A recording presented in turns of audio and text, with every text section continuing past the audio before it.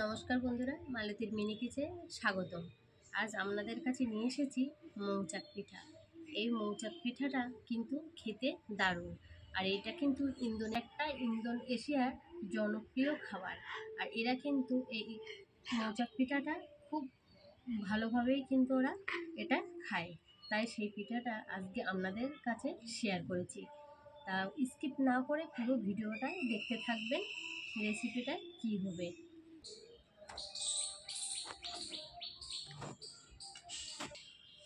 বন্ধুরা, এই মৌচাক পিঠাটা কিন্তু আমাদের কোনো ইন্ডিয়ার কিংবা বাংলাদেশের কোনো রেসিপি নয়, এটা কিন্তু একটা ইন্দোনেশিয়ার রেসিপি। আর এটা আমি আজকে গুড় দিয়ে বানাবো, আপনারা চিনি দিয়েও বানাতে পারেন। এটা প্রথমে কিন্তু গুড়টা জ্বালিয়ে আমি ভালো করে জাল করে নেব, যতক্ষণ না গুড়টা ভালোভাবে জাল হয়। আর দেখুন, জালটা ঠিক এরকমভাবে করতে হবে, একটু দানা দানা ভাব এসে যাবে তখনই কিন্তু জল ঢেলে দিতে হবে, দিয়ে কিন্তু ভালোভাবে ফুটিয়ে নিতে হবে। দেখুন আমি কি প্রসেসে করছি, স্কিপ না করে কিন্তু পুরো ভিডিওটা দেখবেন। সুন্দরভাবে গুড়টা জ্বালিয়ে নিতে হবে, নিয়ে কিন্তু এবার একটা ঢাকনা দিয়ে বেশ কিছুক্ষণ ঢেকে রেখে দিতে হবে। তার ভিতরে আমি ওদিকে ময়দাটা মেখে নেব। একটা পাত্রে আমি দিয়ে নিয়েছি 2টো ডিম।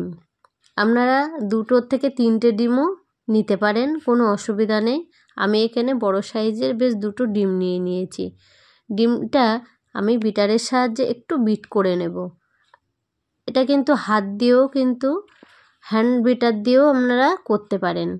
আর খুব বেশি বিট করলে কিন্তু চলবে না, তাহলে ওভার বিট হয়ে গেলে কিন্তু কেকটা ভালো আসবে না। এখানে আমি দিয়ে দিলাম একটু রিফাইন অয়েল, 1/2 কাপ মতন রিফাইন অয়েল দিয়েছি।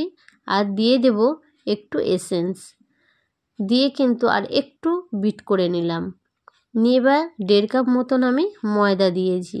1.5 কাপ ময়দার জন্য কিন্তু আমি এখানে 1.5 চামচ বেকিং পাউডার দিয়েছি, আর সামান্য একটু খাবার সোডা দিয়েছি। আর বন্ধুরা, আমুল দুধ কিন্তু এটা দিতেই হবে। কনডেন্স মিল্ক আপনারা ইউজ করতে পারেন, আমার ঘরে ওটা ছিল না, তার জন্য কিন্তু আমি আমুল দুধ ব্যবহার করেছি। এটা দিলে অনেকটাই কিন্তু পিঠার টেস্টটা বেড়ে যায়। দেখুন, প্যাচুলারের সাহায্যে কিন্তু আমি সুন্দর করে এটা মিক্স করে নিয়ে নিলাম। আর আগে থেকে কিন্তু একটা আমি কেক টিন নিয়েছি, এই কেক টিনে কিন্তু আমি তেল দিয়ে একটা কাগজ বিছিয়ে দিলাম। পিঠার যে ব্যাটারটা আমি গুলে রেখেছি এর ভিতরে কিন্তু এবার সেই ফুটিয়ে রাখা গুড়ের জলটা কিন্তু আমি দিয়ে দিলাম এর ভিতরে, দিয়ে কিন্তু সুন্দর করে মিক্সড করে নেব।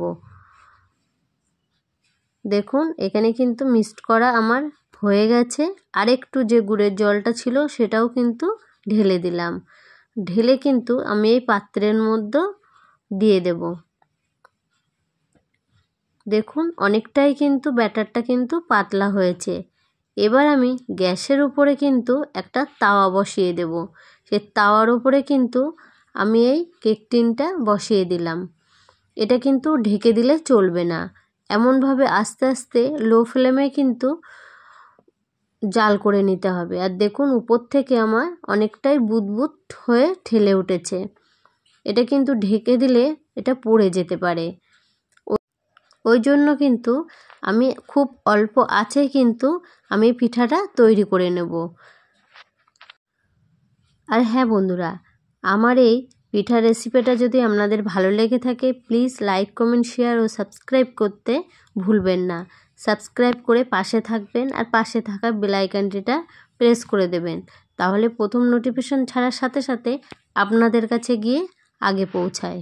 বন্ধুরা, এটা আমি কেক টিনের থেকে কিন্তু নামিয়ে নিলাম। আর দেখুন কতটা জালিদার হয়েছে, ঠিক যেমন মৌচাকে কিন্তু বাসা বাঁধে মৌচাকের মতনই দেখতে হয়েছে।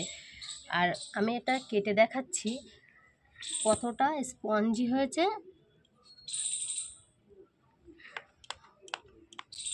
এই কেকটা কিন্তু আমার তৈরি করতে প্রায় 1 ঘন্টা সময় লেগে গেছে। দেখুন কতটা স্পঞ্জি হয়েছে কেকটা। আপনারাও বাড়িতে এমনভাবে মৌচাক পিঠা তৈরি করে নিতে পারেন। আর এরকম নিত্য নতুন রেসিপি পেতে আমার চ্যানেলটা সাবস্ক্রাইব করবেন। সবাই ভালো থাকবেন।